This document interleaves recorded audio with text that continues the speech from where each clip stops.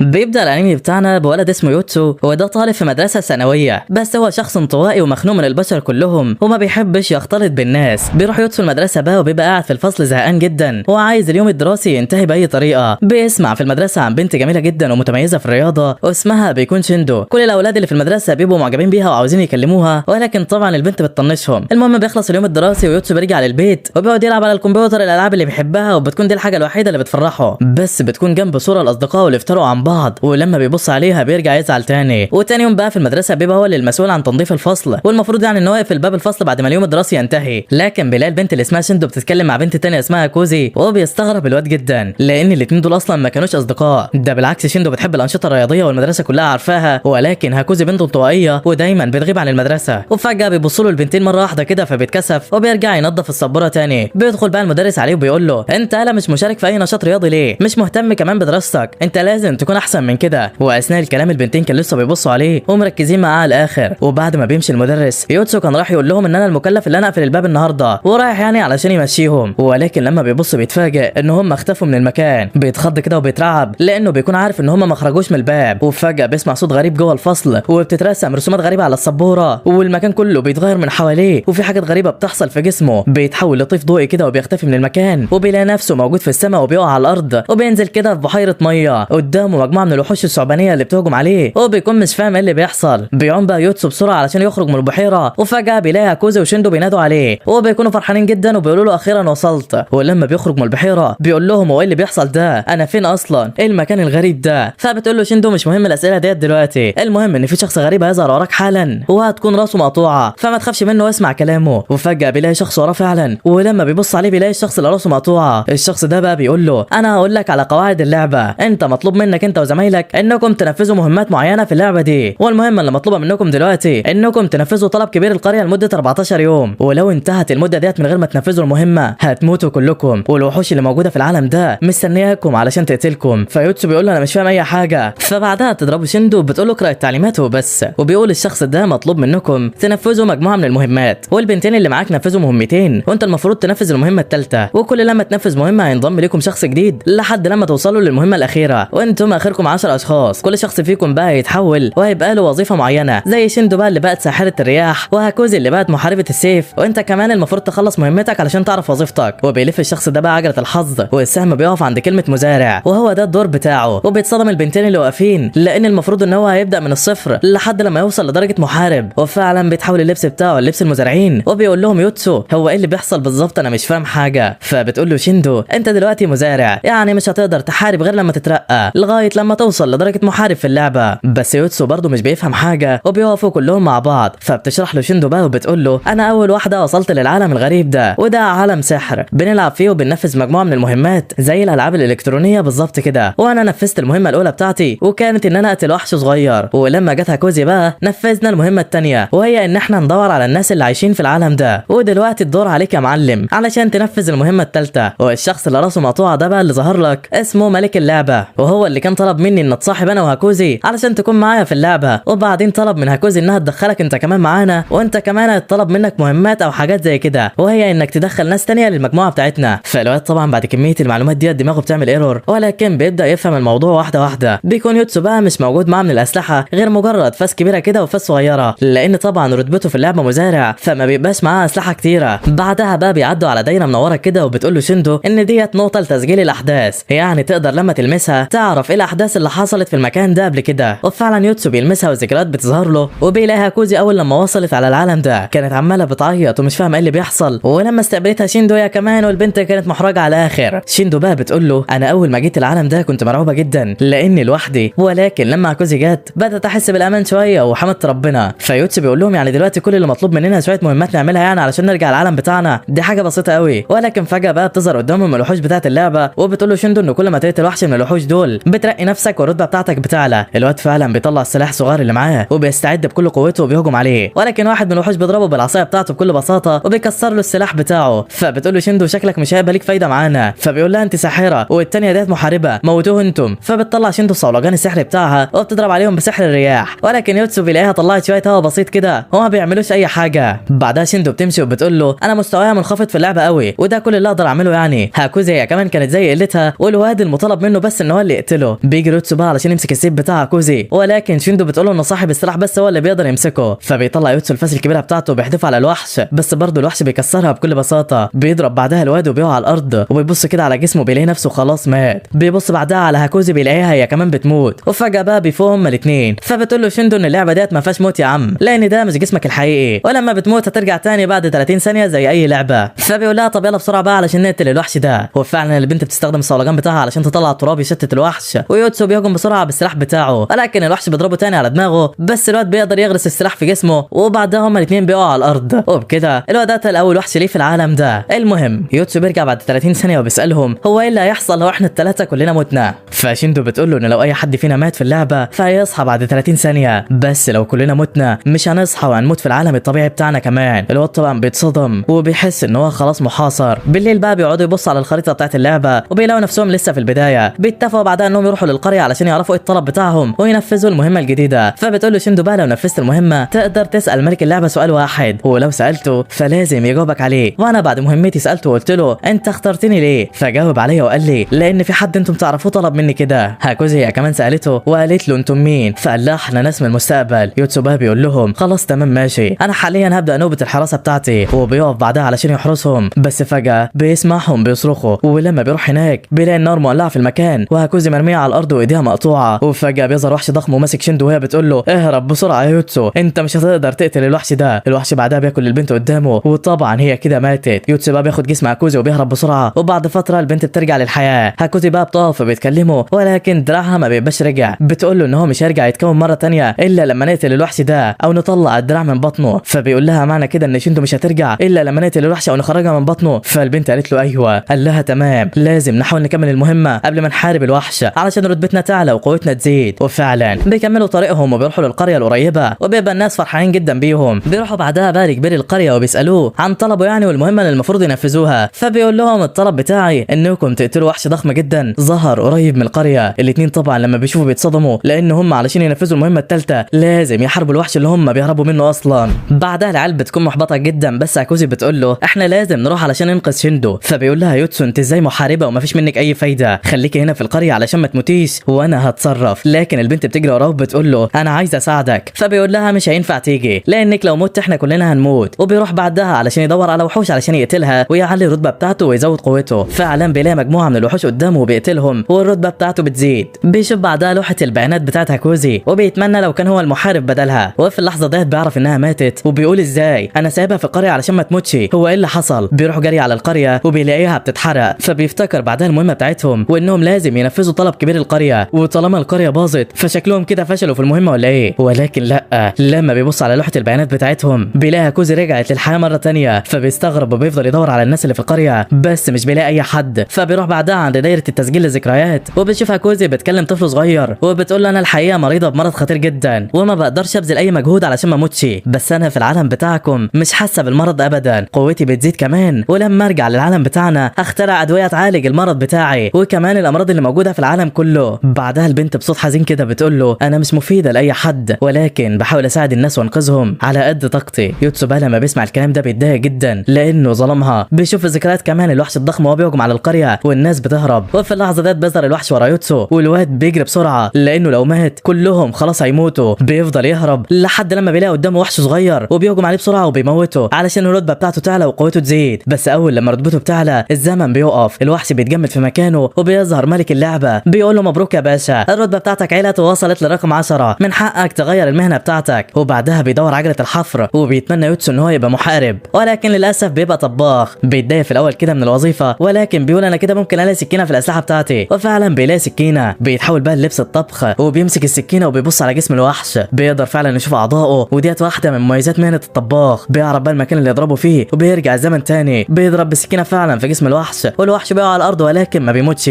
وفي اللحظه دي بقى شيندو وهاكوزي بيرجعوا للحياه تاني وبيخرجوا من بطنه. شيندو بقى بتقول له انا ما كنتش متوقع انك تنجح في المهمه ولكن هو ايه اللي انت لابسه ده. فبيقول لها اصل انا بقيت طباخ. والوحش هو كمان في الوقت ده ما كانش لسه مات وبيستعد علشان يهجم عليهم ولكن واضح ان الوحش ابتدى يتعب بسبب الجرح اللي في بطنه. وفعلا الواد بيهجم على الوحش وبيدخل السكينه فيه ولكن جلده بيبقى صلب جدا وما بيعرفش يوصل له. بيحاول الوحش يضرب يوتسو وبيضرب البنتين وبيموتهم ولكن بيرجعوا للحياه تاني. بيقول يوتسو بقى لشيندو استخدمي سحر الرياح بتاعك، وبعدها بيهجم على الوحش بكل غباء. بيدخل فعلا السكينه جوه الجرح وبيحاول يضربه بالسكينه هناك، ولكن الوحش بيطلعه وبيرميه بعيد، وشندو بتطلع على ظهره في الوقت ده وبتستخدم الصولجان بتاعها وبتطلع الرياح وبتفجر دماغه. بعدها الوحش بيقع وكده تمت المهمه اخيرا وبنجاح. بيظهر بعدين ملك اللعبه بقى ورا يوتسو وبيقول له انت دلوقتي تقدر تسالني السؤال بتاعك. الواد طبعا بيتصدم، ولكن كان محضر له السؤال اصلا. بيقول له هو احنا بعد ما نخلص المهمه بتاعتنا ايه اللي هيحصل؟ سيد اللعبه بقى بيوري له فيديو للمدينه بتاعتهم مستقبلا واللي اتدمرت وانتشر فيها الوحوش. بيشوفوا بعدها وحش ضخم جدا وخطير، وفجاه الكل بيرجع للعالم الطبيعي بتاعهم. هاكوزي بقى لما بترجع بتكون مظلومه وبتقول لهم هو احنا المفروض نحارب الوحش ده ولا ايه؟ فبتقول لها شيندو مش عارفه، بس ما علينا احنا يلا بينا نعيش حياتنا الطبيعيه دلوقتي ونستعد علشان نرجع للعبه تاني. فيوتسو بقى بيسالهم كده وبيقول لهم هو ايه اللي هيحصل لو فضلنا في العالم بتاعنا؟ شيندو بتقول له هنموت كلنا، وبيبصوا على الساعه كده بيلاقوا ان الوقت ثابت وهم اصلا رجعوا في نفس الوقت اللي اتنقلوا فيه. بيعرفوا بقى ان الزمن جوه اللعبه مختلف عن الزمن بتاعهم وهم يعتبروا ثابتين في المكان. وبعدها بقى شيندو بتطلب من يوتسو يوصل هاكوزي على البيت علشان هي تعبانه يعني ومش هينفع تمشي لوحدها. ولما بيمشي بيبص بقى للمدينه وبيقول لنفسه انا بكره الناس دي، بس واضح ان المهمه الاساسيه بتاعتي ان انا انقذ المدينه دي من الدمار والشكل اللي جاي نار. بالليل بقى الواد بيفضل يتدرب وبيدرس شوارع المدينه، وفجاه بيتصل ملك اللعبه عليه بيقول له اسمع التعليمات اللي انا هقولها لك علشان دي المهمه الجديده بتاعتك. انت دلوقتي مطالب بانك تضم بنت جديده للمجموعه بتاعتكم، والبنت ديت موجوده في مدرسه البنات. فعلا يوتسو بيروح لهناك وهو بيكلم ملك اللعبه، بيلاقي مجموعه من البنات بيتنمروا على بنت وبينقذها منهم بالعافيه. بيمشوا هما الاثنين مع بعض وبيسال بعدها البنت وبيقول لها انت اسمك ايه وليه البنات دول كانوا بيتنمروا عليكي؟ فبتقول له انا اسمي يوكا والبنات دول كانوا بيتنمروا عليا لاني بعمل فيديوهات على اليوتيوب وهم يعني متغاظين مني وعاوزين يعملوا زيي. وبعد فتره بقى يوتسو بيلاقي نفسه اتنقل للعالم السحري ودخل جوه اللعبه، والمره دي بتكون معاهم يوكا واللي هي نفس البنت اللي انقذها يعني. بتبقى مستغربه المكان زيه وبيظهر لها ملك اللعبه برضه بيقول لها على التعليمات. بيدور عجله الحظ والمهنه بتاعتها بتظهر وبتكون ساحره نار. بيقول لهم بقى ملك اللعبه المره دي لو متوا هتصحوا تاني بعد 40 ثانيه مش 30 زي كل مره، والمهمه بتاعتكم انكم توصلوا البضائع لمدينه اسمها مدينه راديو قدامكم 40 يوم ويلا سلام. فعلا العيال بتستعد علشان ينفذوا المهمه الرابعه بتاعتهم، ولكن فجاه بيظهر قدامهم حشره عملاقه بتطلع من جسمها حشرات تانية على شكل دوده وبترمي عليهم حشرات على شكل كور. بتيجي واحده في يوتسو وبيموت وبتستعد موكا علشان تستخدم سحر النار، ولكن طبعا سلاحها ضعيف جدا لان رتبتها لسه قليله وبتخبط فيها حشره تانية وبتموت هي كمان. شيندو وهاكوزي بس اللي بيكونوا مستخبيين، وبعد ال 40 ثانيه العيال بتفوق تاني. الواد يوتسو بقى بيطلع السكينه وبيقدر يضرب الكور اللي جايه عليه، وبيكون البنات مستغربين جدا هو ازاي قوته زادت بالسرعه دي. بعدها بقى الحشره العملاقه بتهجم عليه والواد بينط على الحشره وبيطلع على ظهرها، بيطلع السكينه بتاعته وبيقطع رجلها وبيطلب من هاكوزي تستخدم السلاح بتاعها. بيمسك ايديها فعلا بالسلاح وبينزل على الحشره العملاقه وبيقتلها فعلا، وفعلا بعدها الرتبه بتاعتهم بتزيد. بالليل بقى وهم نايمين بتقوم شيندو بتشوف يوتسو وهو بيتدرب وبيقعدوا مع بعض. شيندو بتمسك ايده كده وبتقول له انا مش قويه زي ما انتم فاكرين، انا ضعيفه جدا ومحتاجاك تساعدني ننهي اللعبه ديت ونرجع للعالم بتاعنا. الواد لما بيشوفها في الحاله ديت بيتاثر جدا وبيوعدها ان هو هيساعدها ومش هيسيبها ابدا. بعدها بقى وتاني يوم العيال بتروح للقريه اللي دمرها الوحوش، ولكن ما بيلاقوش الناس فيها. بيبقوا بقى مش عارفين هيعملوا ايه علشان يوصلوا لمدينه راديو دي وايه البضايع اللي هم المفروض يوصلوها للمدينه ديت اصلا. بيظهر بعدها شخص كده راكب على حصان وبيبقى الحصان ده شكله غريب. بيسالوه بعدها عن موقع مدينه راديو، فبيقول لهم مكانها بعيد جدا وفي اخر المملكه، انتم محتاجين 35 يوم بس علشان توصلوا هناك. العيال طبعا لما بتسمعوا بيتصدموا وبيقول لهم الراجل انتم لازم تستخدموا خيول كمان لانكم لو مشيتم على رجليكم فمش هتوصلوا اصلا غير بعد سنه. فشيندو بعدها بتطلب منه يديلهم الحصان بتاعه، ولكن بيقول لها انا ما اقدرش لاني محتاجه بستخدمه، ولكن لو عاوزين احصنه ففي مسابقه قتاليه بتتعمل دلوقتي في المدينه اللي جنبنا واللي هيفوز فيها هيكسب 3 احصنه. فبيفرحوا جدا وبيقرروا يشتركوا في المسابقه دي. وفي طريقهم بقى بيشوفوا مجموعه من قطاع الطرق، والقطاع دول بقى بيقولوا دول شكلهم مجموعه من الابطال، احنا لو خطفناهم هناخد فديه كبيره. وبيهجم عليهم واحد من البلطجيه ولكن يوتسو بيتفادى هجمته، وفجاه بيظهر صوره لملك اللعبه وبيقول له رتبتك قلت علشان ممنوع تهاجم البشر. فالواد بيتصدم وما بيكونش عارف يعمل ايه، وبيقرروا يجروا ويهربوا بسرعه علشان القطاع دول ما يقبضوش عليه. ولكن القطاع دول بيقدروا يقبضوا على شيندو ويوكا بتاخد اكوزي وبيروحوا علشان ينقذوها. اما يوتسو بقى فبيسيبهم وبيروح يشترك في المسابقه القتاليه، بس للاسف يوكا واكوزي بيتقبض عليهم هم كمان، وتحس ان العيال دي جايه عليه بخساره يا صديقي. يوتسو بقى في الوقت ده بيحارب الوحوش الصغيره وبيقدر يقتلهم وبيزود رتبته وبيظهر له ملك اللعبه. بيحرك بعدها عجله الحظ وبيترقى وبيبقى ساحر، بيعرف بقى ان هو بقى معاه سحر العلاج وكمان بقى بيقدر يقنع اي حد باي حاجه بسهوله.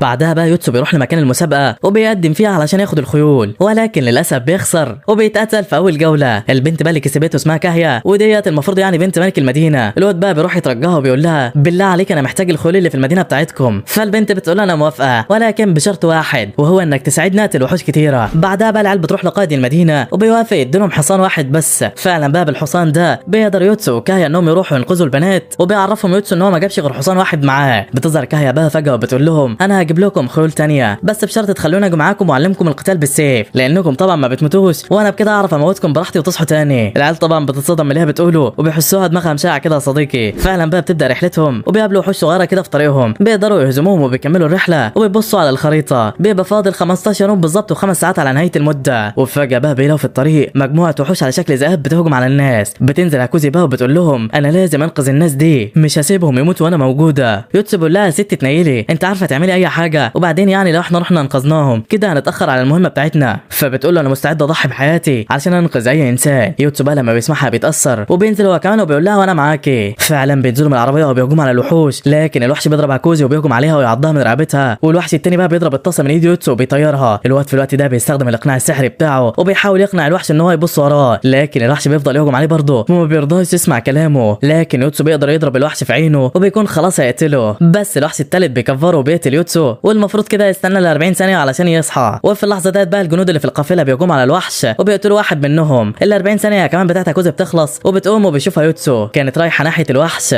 والوحش هو كمان شافها وبيهجم عليها. البنت بقى بتفضل ثابته في مكانها وبتفضل تقلب في الاسلحه بسرعه رهيبه، بتقول انا لامتى هفضل ضعيفه كده، انا لامتى هفضل الكل يلحقني، انا مش هكون ضعيفه تاني. الوحش هو كمان بقى بيهجم عليها بسرعه جدا، واول لما الوحش بيقرب منها بتطلع السيف بتاعها وبوم بيدخل في الوحش وبيقتله. بعدها ال 40 ثانيه بتاعت يوتسو بتخلص والوحش اللي فاضل بيهجم عليه علشان يقتله، ولكن الواد بيجري بسرعه ناحيه عربيه اصدقائه، واول لما بيقرب منها بتظهر كاهيا وراه وبتطير رقبته، وبكده اخيرا الكل اتلحق. بعدين بقى يوتسو بيبدا يعالج في المصابين اللي في القافله، وقائد القافله بيظهر وبيشكره على اللي عمله، بيساله بيقول له انتم رايحين فين؟ فبيرد قائد الجنود وبيقول لهم رايحين على مدينه راديو علشان نودي الاثنين رجاله دول واللي معاهم الطفل علشان يتعدموا هناك لانهم خالفوا اوامر الملك وما سمعوش الكلام. هنا بقى العيال بتفكر وبيقولوا لنفسهم ان ممكن البضائع اللي ملك اللعبه عايزنا نوصلها هي الناس دول، ولا ده فخ معمول لنا علشان ملك اللعبه يشوفنا ولا ايه؟ هنا اتحطوا ما بين خيارين، يا ينقذوا الناس من الموت او ينفذوا المهمه. في اللحظه ديت بقى كاهيا بتقول لهم الملك بتاعكم ده ظالم جدا، عايز يقتل ناس بريئه لمجرد مخالفتهم للاوامر، وكمان مش عاوز يقتلهم في مدينتهم، لا ده عاوز يقتلهم في مدينه تانية علشان شكله بيفكر يحتل كل المدن، عايز يعمل لنفسه سمعه ويخوف بقتل الناس ديت كل المدن اللي عايز يحتلها. انا عمري ما اسمح بحاجه زي كده. بس قائد القافله بقى بيقول لها انا عارفك يا كاهيا، انت قائده الفرسان في مدينه صغيره، مدينتك ملهاش اي لازمه، ولو عرضتينا الملك هيدمر المدينه بتاعتكم كلها. بعدها الاثنين بيستعدوا علشان يهجموا على بعض، ولكن شندو بتمنعهم في اللحظه الاخيره. يوتسو بقى بعدها بيجمع البنات وبيقول لهم احتمال البضائع اللي هنوصلها لمدينه راديو تكون الناس دي. قال لهم يعني وانا من رايي نروح معاهم لمدينه راديو نوصل الناس دي هناك، ولو المهمه اتنفذت فخلاص هننقذ الناس دي، اما لو لا فهننقذ الناس ديت برضه بعدها ندور على المهمه. في اللحظه ده بقى مساعد القائد بيقول انا شايف انهم ما كانش لازم يجوا معاهم. القائد بيقول له ما تقلقش احنا لازم نوصل المساجين دول لمدينه راديو، وبالنسبه للابطال فانا محضر لهم مفاجاه رهيبه. بيبداوا فعلا يتحركوا، لما القافله بتقف علشان يرتاحوا يوتسو بيطلب من قائد القافله ان هو يكلم الكاهن، ولما بيكلم الكاهن فعلا بيساله انتم مين وايه اللي رماكم هنا؟ الكاهن بقى بيرد عليه وبيقول له احنا مجموعه من الناس اعتنقنا دين جديد، الملك بقى اتضايق جدا من ده وقتل ناس كتيره مننا جدا، عذبهم وحرق بيوتهم وقرر ان هو يعدمنا في مدينه راديو احنا والطفل ده علشان بس نكون عبره لكل الناس، وانا مش عاوز حاجه من الدنيا غير بس ان الطفل الصغير ده ينجو من حكم الاعدام. يوتسو بقى لما بيسمعهم بيتاثر جدا وبيفهم كل حاجه بتحصل. بعدها بقى لما بيتجمعوا يوتسو بيسال قائد القافله وقال له انتوا ليه عاوزين تقتلوا الناس دول؟ فقال له الملك بتاعنا طيب جدا، عاوز يجمع كل المدن تحت حكمه علشان ينشر الخير والسلام والعدل، وعلشان كده انا بسمع كلامه. وقتها يوتسو بيقول في نفسه كل واحد منهم عنده منطق مقنع ومؤمنين بافكارهم، شايفين ان اللي بيعملوه هو الخير الصح، ولكن احنا مش عارفين الدنيا هتودينا على فين. وفجاه في نص الكلام يوكا بتقول لقائد القافله انت فاكرنا هنصدق الكلام العبيط اللي بتقوله ده؟ اي ملك بيحاول يحتل المدن بيبقى بيحاول بس يحسن صورته قدام الناس ويظهر يعني ان هو بينشر العدل والخير، لكن في الحقيقه الملك بتاعكم ده ملك ظالم ممكن يقتل ناس ابرياء علشان بس يوصل لهدفه. وابسط مثال اللي عمله ده قائد الطائفه لما بيسمعها بيتعصب وبيقول لها انا ما اسمحلكيش تقولي كده، انا ما اسمحلكيش تتكلمي على الملك بتاعنا بالطريقه الواقحه دي. يوتسو وشندو بقى بيحاولوا يهدوا الموضوع وفعلا بيمنعوا الكلام في الموضوع ده نهائي. بعد كده كاهيا بقى بتدربهم على استخدام السيف وبتشرح لشندو ازاي تستخدم السلاح علشان تدافع عن نفسها. في الوقت ده بقى كوزي بتقول يوتسو احنا فاضل لنا 13 يوم و12 ساعه لسه ما عرفناش ايه البضايع اللي هننقلها ولا حتى وصلنا لمدينه راديو دي. بيكملوا طريقهم بقى لحد لما بيوصلوا عند جبل كبير وبيقول لهم قائد الجنود احنا لازم نعدي من وسط الجبل ده، ولكن انا اعرف طريق مختصر لو دخلنا فيها نوصل بسرعه جدا. فعلا بيتحركوا في الممرات اللي في وسط الجبال، وواحد من مساعدين كاهيا بيساعد يوتسو علشان يزقوا العربيه بتاعتهم. بيقول المساعد انا مبسوط جدا علشان انا معاكم في الرحله دي، انا ليا الشرف ان انا اكون جنبك يا بطل. يوتسو بقى لما بيسمعه بيرد عليه وبيقول له انت انسان طيب جدا على فكره. بيكملوا طريقهم لحد لما بيوصلوا لتحت في الجبل وبيدخلوا جواه. بيقول لهم بقى قائد الجنود موجود. الكهف ده فيه آلات معدنيه لازم نستخدمها علشان تفتح لنا الطريق. والمكان ده بقى بيبقى عباره عن قاعه ضخمه جدا، وفعلا بعد ما بيستخدموا الآلات بتندفع الميه والترس بيبدا يتحرك وبيظهر طريق حجري قدامهم. لكن فجاه باب الكهف بيتقفل عليهم. بيظهر قائد القافله كده من مكان وبيقول لهم دي نهايه الرحله بالنسبه لكم، واحنا عمرنا ما هنسافر مع ناس بتهين الملك بتاعنا. حاولوا تنقذوا نفسكم وتخرجوا من هنا، مع ان الشك انكم تقدروا تعملوا كده. يلا سلام. طبعا العيال بيتصدموا كلهم لان وقت المهمه قرب ينتهي. لو ما نفذوهاش في الوقت ده هيموتوا كلهم. يوتسو اكتر واحد فيهم كان مصدوم ومش عارف هيعمل ايه. وفعلا لما بيوصل الطريق الحجري بتقف عليه كهيا كده وبتقول لهم يلا نبدا نتحرك، يلا نحاول نطلع من هنا. فعلا بيبداوا يتحركوا. بتقابلهم شواكيش عملاقه في ممر مستحيل اي حد يعرف يعديه، ولكن يوتسو بيفهم اللعبه وبيطلع لمكان عالي كده وبيلاقي مجموعه من الاحجار اللي مرسوم عليها رموز. بيختار حجر منهم وبيبدا يحركهم في اتجاه مختلف. وفعلا الشواكيش بتبدا حركتها تقل لحد لما بتقف تماما. بيتحركوا بعدها بالعربيه ببطء علشان ما يتزحلقوش ويقعوا من على الممر ده. يوكا طبعا كانت مرعوبه. وفعلا بيوصلوا عند ممر تاني. بيقول يوتسو بقى واضح ان الممر ده سهل جدا والمفروض نمشي فيه وخلاص. لكن لما بيبدا يمشي بتظهر حيطه بتضربه والواد بيقع على الارض من مكان عالي وبيموت. بيصحى بعد ال 40 ثانيه وبيقول انا المفروض كنت اخد بالي واعرف ان الموضوع اكيد مش سهل كده. هاكوزي بقى بتقول لهم انا عندي فكره علشان نعدي من هنا. بتجيب ورقه وقلم وبتبدا تحسب الوقت اللي ما بين كل حيطه. فعلا بيعرفوا الوقت الحقيقي وبتبدا شيندو تمشي في الممر. بتنجح انها تعدي وبيوصل البنات كلهم وبيقولوا ليوتسو احنا هنتحرك ونحاول نكمل المهمه بسرعه، اما انت فحاول تخرج من هنا باسرع وقت. فعلا الواد بيحاول ان هو يطلع ولكن بيفشل. البنات بيوصلوا بقى عند باب كبير ولما بيفتحوه بيلاقوا قدامهم وحوش صغيره وبيشوفوا كمان قدامهم تمثال ضخم لازق على الحيطه، ولكن بيتفاجئوا بان التمثال ده نزل على الارض وبيبصوا لهم كده وبيساعد علشان يقتلهم. في الاثناء ديت بقى يوتسو كان بيحاول لسه يطلع. بيقدر يطلع اخيرا ولكن بيكون متعصب جدا. بيقول انا هقتل اللي حبسنا هنا. بيكمل طريقه وبيحاول يمشي في المكان وبيبقى مش شايف اي حاجه من الضلمه اللي حواليه لحد لما بيلاقي دايره ذكريات كده وفعلا بيلمسها. اول لما بيلمسها بيشوف البنات وهم واقفين بيعيطوا. المساعد بتاع كاهيا ميت قدامهم ويوتسو بيلاقي جثه الراجل ده. بيفتكر الذكريات اللي كانت بينهم وبيبقى زعلان على الاخر. بيقول انا اكيد هنتقم من اللي حصل ده، مش هسيب تضحيتك تروح بالساهل يا صاحبي. بيكمل طريقه جوه الكهف فعلا والبنات بتكون الوحوش بتهجم عليهم. بيبداوا يحاربوها ولكن عددها بيبقى كبير وبيقرب منهم الوحش الالي الضخم ده. بتجري عليه كاهيا هي وشيندو وبيوصلوا عند الدايره اللي في وسط الممر. بيشوفوا عليه مفتاح متعلق كده وبتقول كاهيا لازم ناخد المفتاح علشان نفتح الباب ونعدي الناحيه الثانيه. بتهجم على الوحش فعلا وبتبدا تحاربه وشيندو بتضرب الخفافيش وبتوقعها على الارض. ولكن فجاه الوحش الالي بيغرس مخالبه في جسم البنت وبتقع بعدها من الممر في الميه وبتغرق. وشيندو ما كانتش مصدقه هي كاهيا ماتت ولا ايه. الوحش بقى بيبص لها كده وبترجع وهي مرعوبه لانها عارفه عمرها ما هتقدر عليه. ولكن وهي بترجع بتتكعبل في الخفاش اللي على الارض ده وبتموته. والوحش هو كمان بيهجم عليها علشان يقتلها. بس فجاه الزمن بيوقف. الوحش الالي اتجمد في مكانه. شيندو هي كمان بتفتكر كلام يوتسو وهو بيقول لها لما توصلي للرتبه رقم 10 الزمن هيوقف ويطلع لك ملك اللعبه علشان تغيري المهنه بتاعتك. فعلا شيندو بتكون وصلت لرقم 10 بعد ما قتلت الخفاش ده بالصدفه. ملك اللعبه بقى بيظهر لها وبيلف عجله الحظ. والبنت برضه بتفتكر في كلام يوتسو لما قال لها لو الزمن وقف استغل الثواني ديت انك تهجم على الوحش اللي قدامك قبل ما يتحرك حتى. وفعلا بتروح ناحيه الوحش وبتهجم عليه وبيرجع الزمن مره ثانيه. ولكن شيندو بتتحول بتبقى محاربه ومعاها سيف وبتضرب الوحش بالسيف بتاعها. ولكن ضلوعه بتبقى قويه جدا ما بتقدرش توصل لقلبه. الوحش بقى بيستخدم المخالب بتاعته وبيضربها بس بتقدر تنقذ نفسها وبتطلع بسرعه. تجيب السيف بتاعها وبتطلع الدرع وبتبص بعدها على جسم الوحش بتلاقيه مجروح وبتفتكر كلام كاهيا. بتفتكر معلمتها ازاي تستخدم السيف وبتقول لها انها لازم تضرب في اماكن محدده علشان تعرف تقتل الوحش. فعلا بتحدد مكان القلب في الوحش وبتهجم عليه بسرعه جدا. بتحاول انها تغرس السيف في قلبه ولكن الوحش بيستخدم المخلب بتاعه وبيقطع لها ايديها. ولكن هي بتهرب منه وبتطلع على ظهره وبتمسك ايديها المقطوعه اللي فيها السيف وبوم بتغرسه في قلبه. الوحش اخيرا مات. يوتسو بقى بيكون يجري علشان يلحق يوصل عند البنات وبيوصل فعلا في اللحظه دي. الوحش الالي بقى بيقع على الارض وشيندو بقى بتقول له انت اتاخرت قوي كده ليه؟ ده انا قدرت اهزم الوحش بنفسي يا عم. بتقول له كمان ان كاهيا خلاص اتقتلت. والواد على طول بيجري بسرعه وبينط في الميه. بيبص على كاهيا اللي مرميه على الارض وعماله تنزف وفعلا بيقدر ينقذها. ولما البنت بتفوق بتقوم وهي مش مصدقه انها لسه عايشه. بيقول لها المساعد بتاعها يوتسو هو اللي انقذك من الميه وقدر يعالجك كمان ولكن بذل مجهود كبير واغمى عليه من التعب. البنت بقى بتبص عليه كده وبتقول له شكرا انك انقذتني وفي عينيها نظره اعجاب وحب واضح جدا. في اللحظه ديت بقى بيوصلوا البنات وبيشوفوها وهي بتبص له باعجاب فبتتكسف منهم جدا. بالليل بقى كوزي بتقول له يوكا فاضل لنا 7 ايام و10 ساعات ومش عارفين يوتسو هيفوق امتى. وفجاه الواد بيفوق وبيقول انا فهمت كل حاجه. ايوه البنات بتستغرب وبتقول له انت فهمت ايه؟ بيقول لهم انا فهمت ايه البضائع اللي احنا المفروض نوصلها. ملك اللعبه لما طلب مننا مهمات قبل كده ما حددش حاجه معينه وكمان في المهمه بتاعتنا اي بضائع ممكن ناخدها وخلاص ونوديها لمدينه راديو وساعتها ساعتها هننفذ المهمه بتاعتنا، ومعنى كده ان الناس اللي محكوم عليهم بالاعدام لازم ننقذهم، بس علشان نقدر ننفذ المهمه باسرع وقت لازم ننقسم لمجموعتين. انا ويوكا هنروح ننقذ الناس، وشيندو وهاكوزو يروحوا يدوروا على اي تاجر رايح للمدينه يكون معاه بضايع وتساعدوه في انكم توصلوها للمدينه، وبكده يبقى نفذنا المهمه بنجاح. طبعا كاهيا بتساله وبتقول له انا دوري هيبقى ايه، فبيقول لها انت اللي هتنفذي الانتقام الاخير، وانا عندي خطه علشان نقدر نهزم القائد ده وننقذ الناس. فعلا شيندو وهاكوزو بيتحركوا علشان يدوروا على تاجر معاه بضاعه، بيبقى معاهم كمان المساعد بتاع كاهيا. يوتسو بقى بيشرح لكاهيا ويوكا الخطه بتاعتهم، وبيقول لهم انا عايز قائد الجنود يبعت رساله للملك ان المهمه فشلت من غير ما يكون لكاهيا دخل في الموضوع علشان ما يهاجمش على المدينه بتاعتها. فعلا كاهيا بتفهم الخطه وبتقول له اتفقنا، وتاني يوم بيقدروا يلاقوا قائد الجنود فعلا وبيراقبوه من بعيد. وبالليل القائد بيبقى واقف يتكلم مع الجنود بتوعه كده بيحمسهم علشان يكملوا المهمه، ولكن بيتفاجئوا ان يوتسو داخل عليهم وبيسلم. القائد بيستغرب كده وبيقول له انت ازاي قدرت تهرب من الكهف، انا متاكد انك مت هناك. بيأمروا الجنود يقتلوه بسرعه، فبيقول لهم يوتسو نتكلم بالراحه لاني مش جاي علشان نتخانق، انا جاي بس علشان اتفاوض معاكم، وانتم عارفين كويس انكم مش هتستفيدوا حاجه لو حاربتوني، يعني لو قتلتوني مهما قتلتوني فانا هصحى كده كده بعد 40 ثانيه وفي الاخر هقدر اقتلكم برضه. فبيقول له القائد يعني انت جاي هنا ليه دلوقتي؟ يوتسو بيقول له ان كاهيا والمساعدين بتوعها ماتوا في الكهف، واثنين كمان من الابطال اللي معايا وقعوا في حفره مش عارفين يطلعوا منها، وما فاضلش غيري انا والبنت الفقر دي. بعدها بينادي على يوكا وبتظهر من وراهم وبيقول لهم انا هديكم فرصه لحد شروق الشمس، لو انتم ما سلمتوش لينا الثلاث اشخاص اللي معاكم انا هستعمل سحر الابطال بتاعي وهقتلكم كلكم. بعدها بيمشي هو ويوكا وبيسيبهم. بعد ما بيمشي بقى القائد بيتصدم وبيقف يتكلم مع جنوده علشان يعرفوا هيتصرفوا ازاي في الوضع ده. بيقول لهم احنا لازم نقتل الولد ده بسرعه علشان نقدر نخلص المهمه بتاعتنا. واحد من الجنود بيقول له ازاي يا ريس، ده واحد من الابطال ومهما قتلنا فيه مش هيموت. فالقائد بيقول له يبقى ما فيش غير حل واحد، لازم نقبض عليه ونحبسه معانا لحد لما تنتهي المهمه ويفشلوا. وفجاه بقى بيسمعوا صوت يوكا وهي بتدخل عليهم وبتقول لهم ازيكم. طبعا الرجاله بتترعب ويقولوا انت مين اللي جابك هنا، فبتقول لهم وطوا صوتكم شويه لان انا جيت من غير ما يوتسو يعرف، انا جاي علشان اعرض عليكم صفقه هتخلصكم من كل الموضوع ده. القائد طبعا لما بيسمعها بيتصدم وبيقول لها انت عايزه ايه؟ بتقول لهم انا مستعد اخدكم دلوقتي واعرفكم المكان اللي يوتسو فيه علشان تقبضوا عليه وهو نايم. فبيقولوا لها وانت ليه تعملي كده اصلا، انت شكلك عاوزه توقعينا في فخ.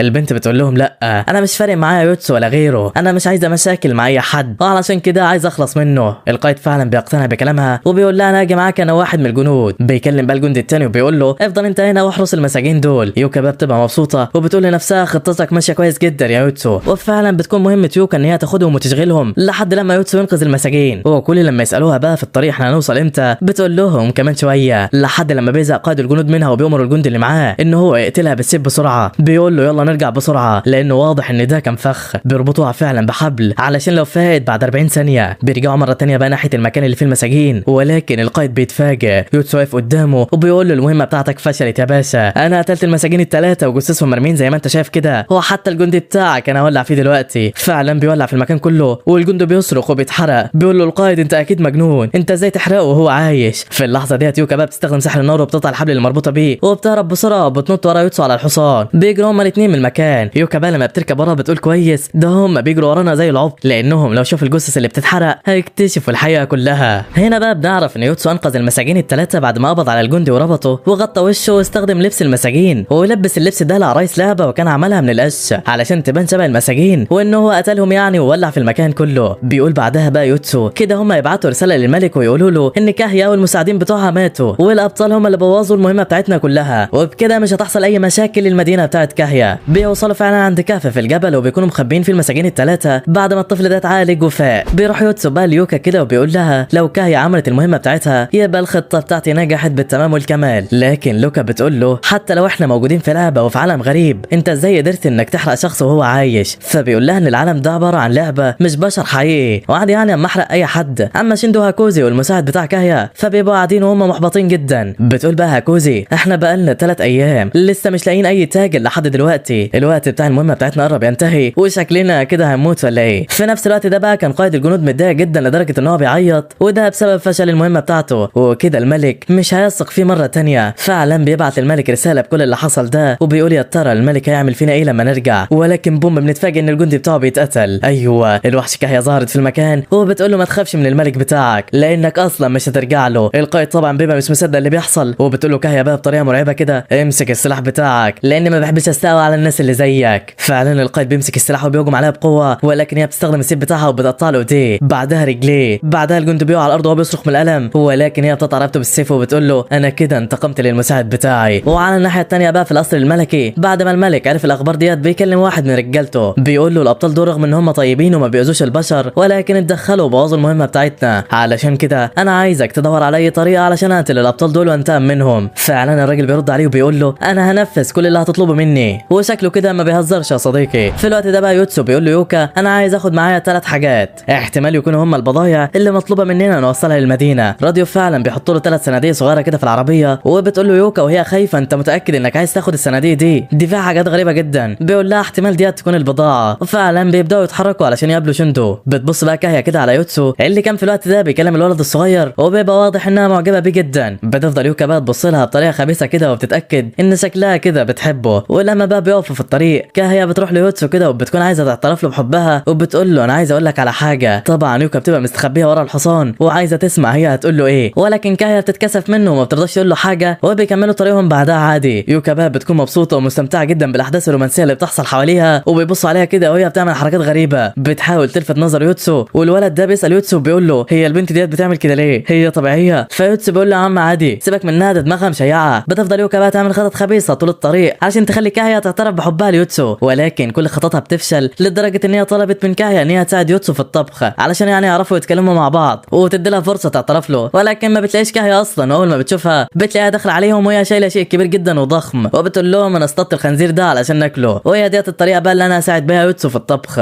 طبعا يوكا بتتصدم وبتقول لنفسها البنت ديت غريبه قوي فعلا. فبتفكر يوكا في خطه جديده تساعدها بيها وبتطلب من يوتسو ان هو يتدرب مع كاهيا على استخدام السيف يعني وكده. وبتقول لنفسها هي بتحب التدريب واكيد يعني لما يتدربوا مع بعض هتتشجع وتتنحنح وتقول له حاجه. ولكن بتتفاجئ ان كاهيا خلصت على يوتسو وبتقول لها يلا الدور عليك يا شاطره. بتفضل تجري وراها ويوكا بتهرب منها وحرفيا مشهد من اكتر المشاهد اللي ضحكتني الصراحه. في الناحيه الثانيه شيندو بقى وهاكوزي بيلاقوا تاجر رايح لمدينه راديو ومعاه بضايع علشان يوصلها للمدينه. فعلا بيركبوا معاه علشان يوصلوا لمدينه راديو. وفي الوقت ده بيتحرك التاجر اللي معاه البضاعه ومعاه البنات كمان علشان يوصلوا للمدينه. ولما بيوصلوا لمدينه راديو بيودوا المساجين للكنيسه علشان يبقى مكان امن ومحدش يقدر يتعرض لهم، ولكن ما بيبقوش هم البضايع اللي المفروض يوصلوها والمهمه لسه ما اتنفذتش. الحاجه الثانيه بقى اللي قال عليها يوتسو هي السيوف والحاجات بتاعه الجنود، ولكن برضه ما بتطلعش هي البضاعه المطلوبه. وكده بقى ما فاضلش غير الحاجه الثالثه والاخيره واللي هي الحاجات اللي موجوده في الصناديق دي وبتكون عباره عن رؤوس القائد والجنود اللي قتلوهم وقطعوهم يعني وحطوها في الصناديق دي. والغريبه دي بتطلع فعلا البضايع المطلوبه وبيقدروا ان هم ينفذوا المهمه. في الوقت ده بقى شيندو وهاكوزي كانوا ماشيين كده مع التاجر اللي رايح لمدينه راديو، ولكن بيتفاجئوا ان المهمه اتنفذت وبيتقابلوا كلهم في المدينه. بيستعدوا بقى علشان ينفذوا المهمه اللي بعدها وبتبقى المهمه الجديده بتاعتهم ان هم ينتشروا في المدينه كلها ويحاولوا يكبروا الخريطه بتاعتهم اللي هي الخريطه بتاعت اللعبه يعني اللي معاهم ويوصلوا لاماكن كتيره جدا ما شافوهاش لحد دلوقتي. فعلا الاربعه بينفصلوا عن بعض علشان يغطوا مساحات اكبر. ولكن قبل ما يوتسو يتحرك بيقف في مكان كده وبيبص على البحر والشمس. بيتفاجئ بقى بان كاهيا جايه ناحيته وبتبقى قررت ان هي تصالح يوتسو بحبها. فعلا بتقف جنبه وبتستعد علشان تقول له انا بحبك، بس بتلاقيه بيستعد علشان يمشي والبنت بترجع عن كلامها. بتساله بتقول له انت خلاص هتمشي؟ فبيقول لها لازم امشي علشان انفذ المهمه الجديده. كاهيا في الوقت ده بترجع بقى عن قرارها وبتمد لها ايده وبيسلم عليها وبيقول لها بعدها انا فرحان جدا جدا ان انا شفتك، اتمنى اشوفك مره تانية. وبعدين بيمشي. البنت طبعا بتقرر انها تكتب المشاعر جواها وما بترضاش تقول له حاجه وبتفضل واقفه كده تبص عليه من بعيد وشكلها كانت واقعه جامد الصراحه. في الاثناء ديت بقى يوتسو والبنات بيبداوا ينتشروا علشان ينفذوا المهمه بتاعتهم، ولكن التلج بيبدا ينزل وعاصفه ثلجيه بتغطي المكان كله. يوتسو بيغير اللبس بتاعه علشان يتدفى وبيبدا يتحرك في وسط العاصفه الجليديه، ولكن الموضوع بيبقى صعب جدا. البرد جديد جدا وهم مش متعودين عليه وشكلهم خلاص هيموتوا. هاكوزي بقى بتتعب في نص الطريق وبتقع على الارض وبتبقى على وشك انها تموت من البرد. بتقول انا مش عايزه اموت وبتبقى قاعده تعيط. يوكا بقى كانت بردانه جدا ومش قادره تتحرك، وشندو هي كمان بتحاول تمشي ولكن بتتعب وبتنهار، ما بتبقاش قادره تتحرك هي كمان. تلجوا كمان في الاثناء ديت بيبدا يغطيهم كلهم وبيبقوا على وشك الموت. اما يوتسو بقى فبيفضل ماشي وسط التلج وهو بيقول مده المهمه فاضل عليها 6 ساعات وتنتهي، لازم نوصل للمكان المطلوب علشان ننفذ المهمه دي. ولكن بنتفاجئ بوحش عملاق قدامه وبيضربه ضربه قويه جدا وبيرميه على الارض. الوحش بيحاول يضربه مره تانية ولكن يوتسو بيهرب بسرعه جدا وبيعدي ما بين رجليه. بيجري بعدها وبيبعد عنه وبيقفوا هما الاثنين قدام بعض. فجاه بقى الوحش بيهجم عليه مره تانية ولكن يوتسو بيطلع الطاسه اللي في ايده وبيطير وبيصد الضربه. بيجري بعدها على الوحش علشان يهجم عليه وفعلا بيطلع السكينه وبيقدر ان هو يقتله. ولكن بعد ما الوحش بيموت بتطلع وحوش صغيره جدا وهي زعلانه ان امهم ماتت. يوتسو كمان كان زعلان جدا علشان هو يتم الصغيرين دول. بيقول لنفسه انا اضطريت اعمل كده علشان اعيش، بس في الاول والاخر كده كده يعني هي ديت لعبه وده ذكاء اصطناعي مش اكتر. بيشوف بعدها بقى المسافه اللي قدامه على الخريطه الخريطه وبيعرف انه لسه فاضل 5 ساعات قدامه والمده تنتهي. بس فجاه بقى وهو ماشي الارض اللي تحته بتنهار وبيقع من مكان عالي جدا وبيموت. هاكوزو وشيندو هما كمان ماتوا من شده البرد وشكلهم خلاص هيموتوا. فعلا في الاثناء ديت كانت يوكا مستخبيه وبتحاول تدفي نفسها وبتفتكر كل ذكرياتها في المدرسه مع اصحابها، بتفتكر كل الحاجات اللي كانت بتتفرج عليها وهي صغيره وكانت بتتخيل نفسها واحده من الساحرات بتوع الانمي. بتقول لنفسها بعدها هو انا ليه موجوده هنا؟ ده انا ممكن اموت في اي لحظه، انا لازم اكمل طريقي. وعلشان طبعا يوكا كانت لسه عايشه، يوتسو بيفوق بعد 40 ثانيه وبيبقى مستغرب جدا ان هو لسه عايش. بيعرف ان اكيد في واحده من البنات لسه ما ماتتش وبيلاقي نفسه في مكان غريب جدا، والمكان ده علشان كان تحت الارض ما كانش برد قوي وحراره جسمه فضلت ثابته وقدر يصحى تاني. بيشوف بعدها قدامه ممرات مرسوم عليها رموز وبيتمشى في الممرات دي، بيلاقي قدامه عظام لكائنات غريبه وبيوصل لقاعه كبيره وفي نصها دايره فوسفوريه مضيئه. اما شيندو فبتفوق هي كمان بعد ما ال 40 ثانيه بيعدوا، ولكن هاكوزو بتفضل ميته لان التلج كان مغطيها وجسمها خلاص اتجمد. في الوقت ده بقى شيندو بتشوف قريه قدامها والبيوت فيها منوره وبتفرح جدا وبتقول لنفسها انا اكيد هلاقي في القريه ديت اي حاجه تساعدني. فعلا بتروح ناحيه القريه ولكن بيبان ان الارض تحتها عباره عن بحيره متجمده، التلج بتاعها ضعيف جدا وبيتكسر من تحتها. البنت بتجري علشان تروح ناحيه القريه ولكن بتتفاجئ لما سطح البحيره المتجمد بيتكسر وبتقع جوه التلج وبتموت. طبعا مش بتقدر تفوق مره ثانيه بعد 40 ثانيه عشان جسمها هي كمان اتجمد. وكده ما فاضلش غير يوتسو ويوكا وهما الاثنين بيحاولوا علشان يوصلوا لاخر الخريطه، ولكن يوتسو كل لما يدخل في مدخل يلاقي الطرق كلها قدامه مسدوده. بيدخل جوه نفق ضيق جدا ولما بيخرج منه بيلاقي نفسه في مكان برضه مسدود تاني. وفجاه الارض بتتهز وبتخرج دودة عملاقه جدا من تحت الارض، بتبدا تحفر الارض مره ثانيه وبتدخل فيها. يوتسو الغلبان بيمشي وراها وهو بيقول في نفسه اكيد الدودة ديت هتعرف تخرجني من المكان ده لو انا فضلت ماشي وراها انا يعني. ولكن بوم بسبب حظه النحس بيتفاجئ ان دودة تانية ضخمه ظهرت وراه، بتفتح بقها وبتاكله وبعدها الواد كده خلاص مات. ما تفضلش بس غير يوكا اللي عايشه، ولو ماتت هي كمان فحرفيا عليهم السلامه. بتحاول بقى البنت انها تشجع نفسها وما تستسلمش، ولكن ازاي ما عادش فاضل غير انا اللي عايشه؟ ده انا اضعف واحده فيهم واقل رتبه. فعلا البنت بتكمل في المهمه بتاعتها وبتمشي ولكن بتتصدم جدا وبتنهار على الارض وبتقول لنفسها وهي مبتسمه بيأس خلاص اخيرا لقيت العذر علشان استسلم وشكلي هموت. بتكون محبطه جدا وبتقول انا طول عمري فاشله وعمري ما اقدر اكمل المهمه بنفسي. فعلا بتبقى على وشك الموت ولكن فجاه بتتخيل قدامها ان واحده من الساحرات الصغيره بطلات الانمي بتقول لها انت طول عمرك بطله من الابطال، ازاي هتستسلمي للموت وما تكمليش المهمه بتاعتك؟ احنا الابطال ما تعودناش على الاستسلام، انت دايما كنت بتتفرجي على الانمي بتاعنا وبتشوفينا واحنا بنحارب الشر بكل انواعه، وانت كمان المفروض ما تستسلميش وتبقي زينا. يوكا لما بتسمع الكلام بتعيط وبتمسك الصولجان بتاعها وبتتحمس وبتقول بصوت عالي انا لازم اكمل المهمه، انا مش فاشله. فعلا بتكمل في طريقها ولكن بتبدا تتعب من شده البرد وبتتخيل قدامها شخصيات الانمي اللي هي بتحبها علشان تشجعها، بس بتقف وهي مرهقه وبتشوف قدامها قطه ضخمه جدا. في بنت راكبه على القطه دي وبتقول لها البنت انت واحده من الابطال صح؟ تعالي معايا لو عاوزه تكملي المهمه بتاعتك. يوكا بقى لما بتشوفها بتكون مفكره انها بتتخيل، بس بعدها بتكتشف انها حقيقيه. بتركب على القطه فعلا والبنت تاخدها معاها، بيجروا بسرعه بقى علشان يوصلوا للمكان المطلوب، ولكن يوكا بتحس باليأس، بتقول مستحيل ان احنا نوصل في الوقت المحدد. بتفقد الامل وبتقول في بالها المهمه عمرها ما هتتنفذ، اكيد كلنا هنموت. بتبدا تعيط وبتقول في نفسها خلاص اللي حصل حصل، ولكن البنت بتقول لها ما تقلقيش هنوصل في الوقت المحدد. بوم بتطلع من ايديها سلاح وبتقول تعويذه سحريه وبتظهر طاقه سحريه قويه. بتبدا القطه تطير بسرعه رهيبه ويوكا بتستغرب جدا لما بتشوفها، بتسالها وبتقول لها انت واحده من الابطال ولا ايه؟ فبتقول لها البنت لا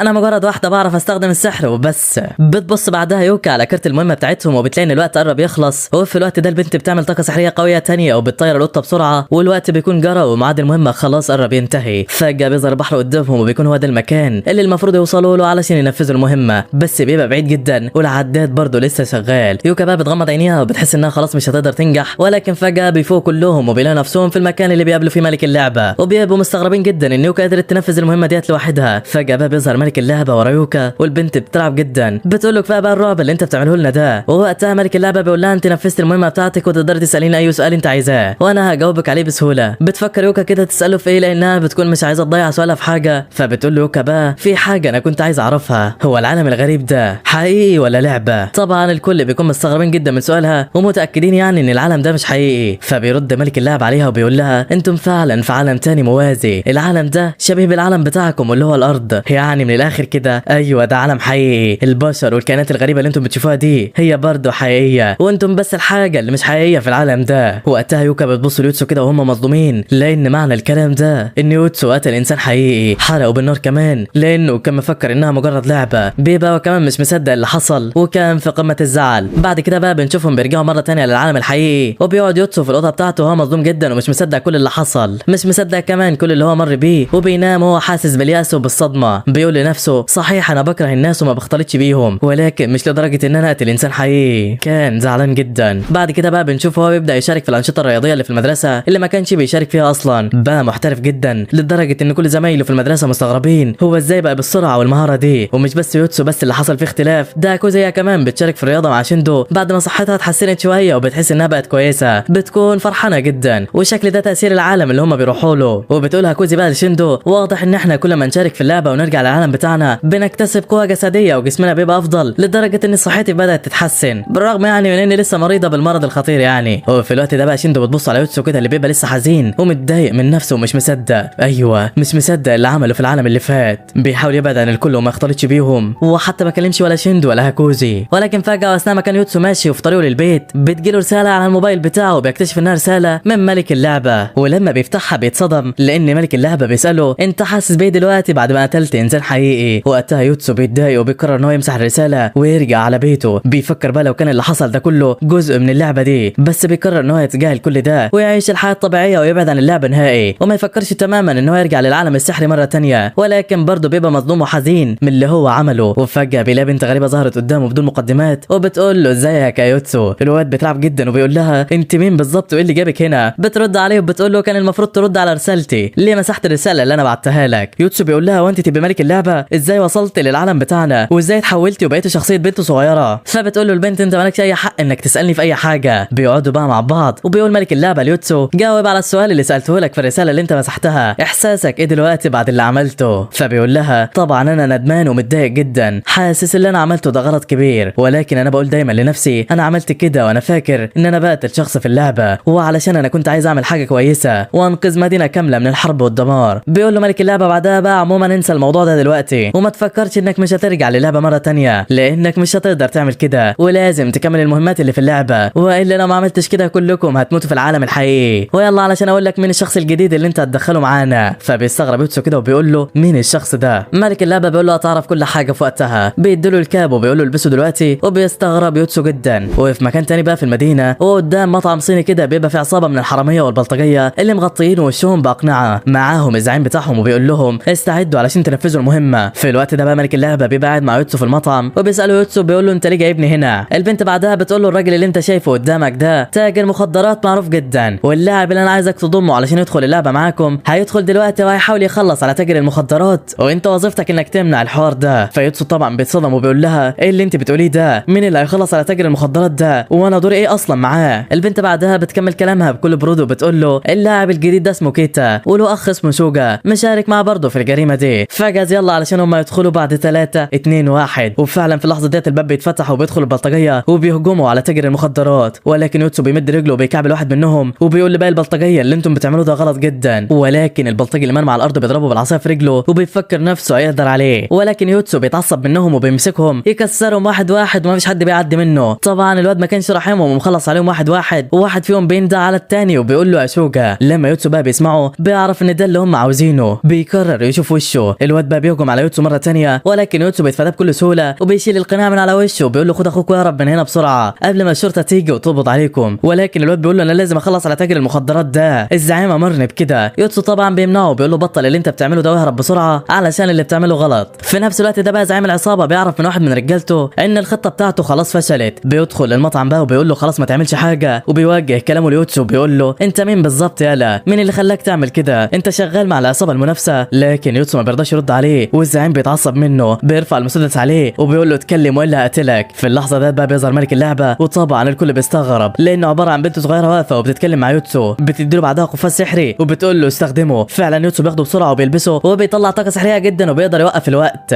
بعدها بيستغل الموقف وبيقدر يضربه وبيرميه على الارض ينزف من كتر الضرب. طبعا كيتا بيبقى مستغرب جدا ومش فاهم اللي بيحصل قدامه لانهم موجودين في العالم الحقيقي وعمره ما شاف سحر بالشكل ده. في الوقت ده بقى بتوصل الشرطه وساعتها يوتسو بيقول لكيتا خد اخوك واهرب بسرعه. فالواد بيساله بيقول له انت مين بالظبط؟ يوتسو ما بيرضاش يرد عليه وبيمشي، وزعيم العصابه في الوقت ده بيفوق وبيمسك المسدس، بيبقى عايز يضرب النار على يوتسو من ظهره، ولكن كيتا بيضرب المسدس من ايده وبيقول له عيب عليك تضرب اللي انقذني من ظهره. زعيم العصابه بيتعصب منه وبيقول له انت بتتحداني؟ انت عارف ايه اللي هيحصل لك لو ما سمعتش كلامي؟ ده انت حتى عايش لحد دلوقتي بسببي. كيتا بعدها بيتعصب منه وبيرفع رجله وبيديها على وشه، بيقول له انت ما عرفتش تضرب عيل صغير، هتيجي وتتشطر عليا انا؟ يلا مع السلامه يالا. ده، وفعلا بيجري بسرعه وبيهرب هو واخوه من الشرطه وما حدش كان فاهم حاجه. بعد كل الاحداث ديت بقى بيكون يوتسو واقف يتكلم مع ملك اللعبه وبيقول له انا كده نفذت المهمه، يلا بقى سيبنا نروح. فبيقول له ملك اللعبه صحيح بقى انا كنت عايز اسالك على حاجه، انت دلوقتي انقذت انسان تاني من الموت، اللي خلاك بقى تعرض حياتك للخطر وتعمل حاجه زي دي؟ فبيرد عليه يوتسو بيقول له انا عملت ده علشان مصلحتي انا، لان انا كمان عايز لاعبين جدد ينضموا للعبه وننفذ المهمات بتاعتنا مع بعض، لان بصراحه بديت استمتع جدا باللعبه دي. وبتظهر كده نظره مجنونه في عينه وشكله اتحمس على الاخر. بيكمل كلامه بقى وبيقول انا عندي فضول اعرف نهايه اللعبه دي، ده غير بقى ان انا حاسس دلوقتي ان اقدر اسيطر على المدينه اللي انا عايش فيها، ده انا ممكن كمان في المستقبل اسيطر على العالم كله، وعلشان كده احنا لازم نرجع للعبه، لازم نكملها، لان عايز اعرف ايه اللي هيحصل قدام. وبنعرف احنا كمان في الوقت ده ان كيتا كان متورط مع زعيم العصابه ده، لان الزعيم هدده وطلب منه ان هو يقتل تاجر المخدرات، وده لان ام كيتا وشوجا كانت مديونه بفلوس كتيره للزعيم، وكان العيال مضطرين ان هم يسمعوا الكلام والا هيقتلوا امهم. بس طبعا يوتسو قدروا ان هو يلحقهم قبل ما يرتكبوا الجريمه دي وانقذهم من اللي هم فيه. وفي الوقت ده البنات بيبقوا قاعدين مع بعض في مطعم وبيضحكوا على الاخر. بتسمع يوكا ان كان في عربيه شرطه بتقبض على حد في مكان قريب منهم وبيتوقعوا انها ممكن تكون جريمه. بتقول يوكا بصوت واطي كده اكيد دي مهمه عليك يا يوتسو. بيكون بقى يوتسو لسه واقف مع ملك اللعبه وبيحكي له عن اللي حصل وعلى الناس اللي انقذها. بتكون بقى كوزي كمان في المدرسه وبتسمع صوت عربيات الشرطه وبتقول في بالها يا ترى المهمه الجايه امتى. في الاثناء ديت بقى كان يوتسو لسه واقف مع ملك اللعبه والبنت بتساله بتقول له انت مفكر نفسك مين؟ يوتسو بقى بيرد عليها وبيقول لها انا مجرد ولد عادي. بيرفع ايده وبيشوف القوه السحريه اللي في ايده وبيقول لها مجرد ولد موهوم باوهام العظمه، وعرف اخيرا ان هو غلطان واعترف بده. بس بالرغم من كل ده هو شايف ان اللي عمله صح، العالم حواليه هو اللي كله غلط. انا عارف ان كل اللي انا حاسس بيه ده علشان جنون العظمه مش اكتر، بس ايه المانع يعني؟ المانع لما يكون ده حقيقه. بيقف وبيخرج طاقه سحريه كمان من ايده وبيقول انا بقاتل بالعداله اللي انا مؤمن بيها، عشت عمري كله بعمل كده، هكمل حياتي برضو على كده، ومش هرتاح غير لما اشوف نهايتك انت كمان يا ملك اللعبه. وبس لحد هنا بنكون وصلنا لنهايه الملخص ده. الانمي ده لسه ليه اجزاء تانية بحماس اكتر، فما تنساش الاشتراك واللايك بتاعنا علشان يوصلك اول ما انزله. وعاوزك تقول لي كمان ايه رايك في السكريبت ده، لان بصراحه ده شخص اول مره يكتب لي حاجه، فهستناك تقول لي عاوزه يكمل ولا لا. ويلا يا عم، سلام سلام سلام.